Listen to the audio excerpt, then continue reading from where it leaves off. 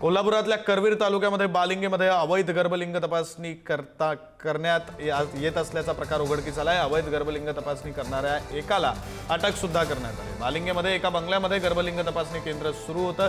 घटनास्थळावरून sonography machine, gel आणि तपासणीचे 98 किट जप्त करण्यात आले आहेत। घरमालकासह 15 एजंट रडारवर आहेत। करवीर, कागल, राधानगरी, बुदरगडसह सांगली जिल्ह्यातले हे 15 एजंट तपास पथकाच्या रडारवर आहेत। या संदर्भातली माहिती देण्यासाठी आपले प्रतिनिधी शेखर पाटील आपल्या सोबत आहेत। शेखर,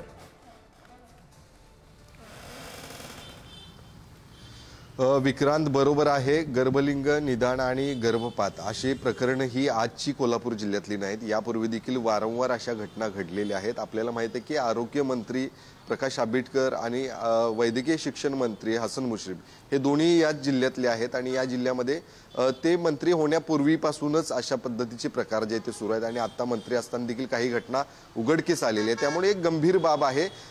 जो स्वप्नील पाटील बोगस डॉक्टर आहे त्यानं यापूर्वी देखील अशा पद्धतीचे प्रकार केले होते। त्याच्यावरती एकूण 7 गुन्हे दाखल आहेत। मात्र तो परवा बालिंगे या ठिकाणच्या घटनास्थळावरून फरार झालेला आहे, त्यानं पलायन केलेलं आहे। त्यामुळे निश्चितच हे पूर्ण रॅकेट जे आहे ते गेल्या अनेक दिवसांपासून सुरू असल्याचं समोर आलेलं आहे। एकूण 15 एजंट स्वप्नील पाटील आणि त्यांचे साथीदार जे आहेत ते मिळून अशा पद्धतीच्या घटना जे ते करत होते। ज्या बंगल्यामध्ये बालिंगे या ठिकाणी हा सगळा धंदा सुरू होता त्यांचा, तो त्या ठिकाणी उधळून तर लावलेलाच आहे संबंधित प्रशासनाने। मात्र त्या ठिकाणी एकूण 98 किट त्या परिसरामध्ये सापडलेले आहेत। त्यामुळे निश्चितच अशा पद्धतीचे बोगस डॉक्टर जे आहेत ते गर्भलिंग निदान, गर्भपात जे करतायत त्यांच्यावर कठोरात कठोर शिक्षा व्हावी यासाठी अनेक जण प्रयत्न करताना दिसतात। आणि आता देखील या स्वप्नील पाटील जो गेल्या 3-4 दिवसांपासून फरार आहे त्याचा देखील पोलीस तपास करताना पाहायला मिळतात।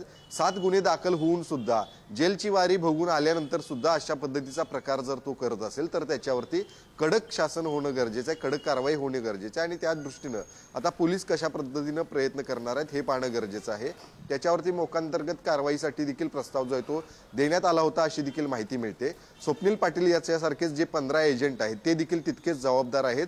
अशा पद्धतीनं गर्भपात त्या ठिकाणी मोठ्या प्रमाणात होत असतील तर ते खूपच निंदनीय गोष्ट आहे। ज्या ठिकाणी हा छापा टाकण्यात आला होता त्या ठिकाणी एकूण 17 ते 18 महिलांची नावं त्या ठिकाणी एका डायरीमध्ये पाहायला मिळालेली आहे, ज्यावरून हे स्पष्ट होतं की अनेक महिलांचे त्या ठिकाणी गर्भपात किंवा गर्भनिदान जे आहे ते त्या ठिकाणी होत असल्याचं दिसून आलेलं आहे। त्यामुळे निश्चितच हे प्रकरण खूप गंभीर आहे। याची सखोल चौकशी करून पोलिसांनी या सगळ्याच खरं तर रॅकेटवरती एक मोठी कारवाई करण्याची आता गरज आहे। विक्रांत, धन्यवाद शेखर दिलेल्या सगळ्या सविस्तर माहितीसाठी।